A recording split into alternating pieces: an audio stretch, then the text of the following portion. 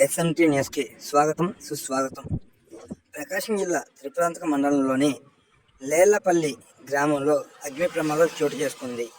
Gas cylinder పేలి Chevuri గురవమ్మ పూరింట్లో మంటలు చెలరేగడంతో సుమారు పక్కన ఉన్న 4 పూరిళ్ళు మరియు గెడ్డివాము దగ్ధమయ్యాయి.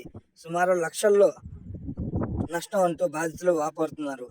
సంఘటన విషయం తెలుసుకున్న వైసీపీ ఇన్ఛార్జ్ చంద్రశేఖర్ వారితో ఫోన్లో మాట్లాడి బాధితులకి తక్షణ సహాయంగా 8,500 రూపాయలు మరియు నిత్యావసర సరుకులను పంపిణీ చేయడం జరిగింది.